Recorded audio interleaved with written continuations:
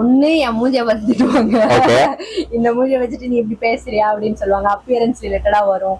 இன்னொன்னு என்னன்னா, நிறைய பேரு அதை எப்படி பர்சீவ் பண்ண ஆரம்பிச்சிட்டாங்கன்னா, அதுதான் என் ஆக்சுவல் குணம் அப்படின்னு சொல்லிட்டு அந்த பொண்ணை கழட்டி விட்டுரு ப்ரோ, நீ எதுக்கு ப்ரோ கூட இருக்க அப்படின்னு சொல்றதட்டும் நேர்லயே என்கிட்ட நிறைய பேரு உங்ககிட்ட பேசவே எனக்கு பயமா இருந்துச்சு அப்படின்னு வந்து சொல்றாங்க. ஏன்னா அந்த வீடியோவோட இம்பாக்ட் அந்த மாதிரி இருந்திருக்கு. ஏங்க அது வீடியோ தாங்க, நான் நேர்ல அப்படி கிடையாது.